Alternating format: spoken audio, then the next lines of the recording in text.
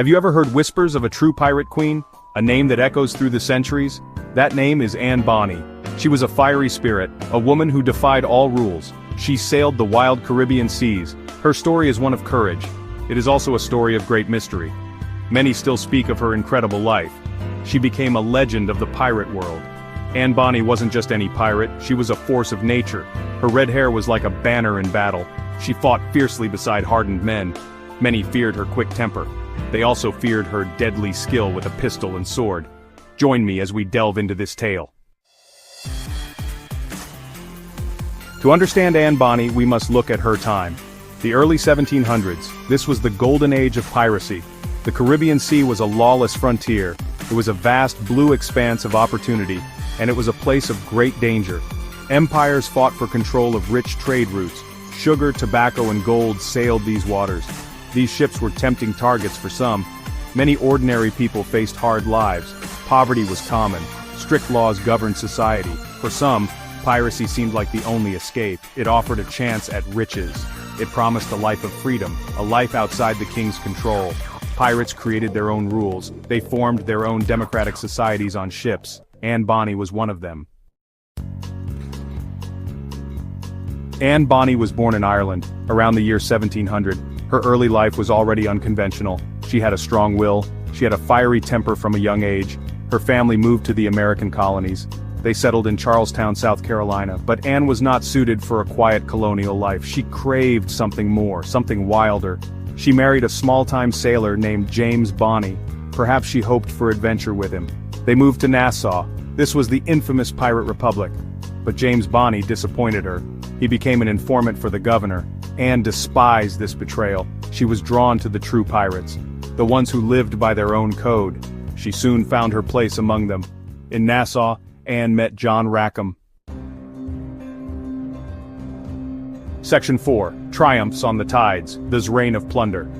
Anne Bonny, alongside Calico Jack and Mary Read, made the Notorious.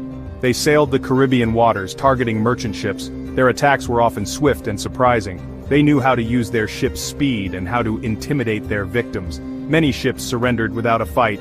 The sight of their pirate flag was enough. It struck fear into sailors' hearts. Their victories were not always easy. Sometimes they faced resistance. Anne was always in the thick of the action. Witnesses reported her fighting with ferocity, wielding her pistol and cutlass expertly. She showed no fear. Her courage inspired the rest of the crew. They respected her skill and bravery. She was a true leader, even if Jack was captain. They seemed unstoppable for a while. Section 5. Gales and Gunfire, Anne Bonny's most daring exploits. Life at sea was a constant gamble, filled with unpredictable dangers and relentless challenges. Anne Bonny faced more than just merchant ships. She battled the very elements themselves, often risking her life. Imagine a pirate sloop caught in a hurricane with massive waves crashing over the deck and winds tearing at the sails, threatening to capsize the ship.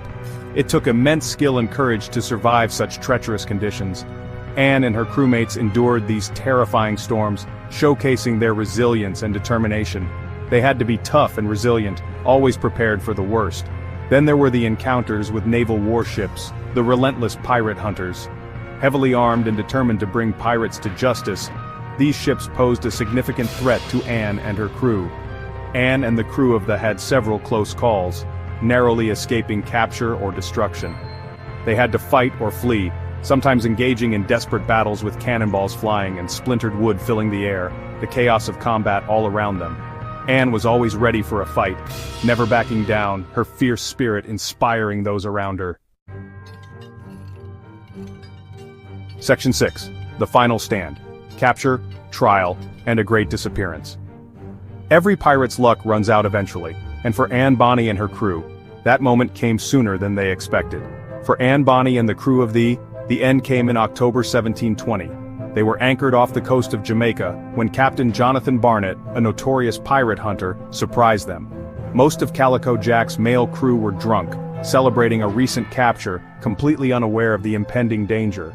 They offered little resistance when Barnett's ship attacked, caught off guard and unprepared. It was a swift and decisive end, leaving no room for escape. But Anne Bonny and Mary Read fought bravely, refusing to surrender without a fight. Accounts say they were furious with the men, shouting at them to come up and fight like men, but their pleas fell on deaf ears. When the men cowered below deck, Anne and Mary stood alone, facing Barnett's boarding party with unwavering resolve. They fought with incredible courage, but were outnumbered and outmatched. Eventually they too were overwhelmed, their resistance crushed. The entire crew was captured and their pirating days were over, marking the end of an era.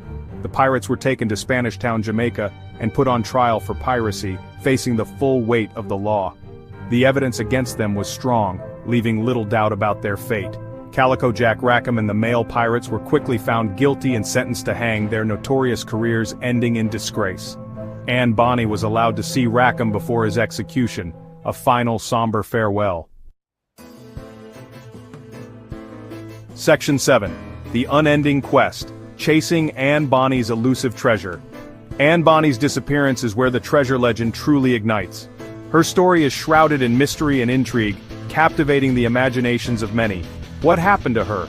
Did her wealthy father ransom her? Or did she find a way to escape her captors? Did she escape?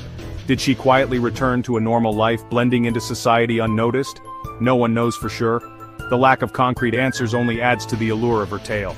This uncertainty fuels the imagination and the belief that she might have hidden her share of plunder. A treasure waiting to be found. A pirate queen's secret hoard. The idea of a hidden fortune sparks endless speculation. Theories about her treasure are wild and varied. Some are based on historical records, while others are pure fantasy. Some say it's buried on a remote Caribbean island, perhaps a place she knew well from her pirate days. Others think it might be hidden in Cuba, or even back in South Carolina, where she had familial ties. The clues are scarce and mostly based on speculation, making the search even more challenging. But the idea of Anne Bonny's gold is powerful. It captivates the hearts and minds of treasure hunters. It draws people in and makes them dream of discovery. Today, the search continues, fueled by hope and adventure. Treasure hunters use old maps and modern technology, combining the past and present in their quest. Metal detectors scan sandy beaches, and sonar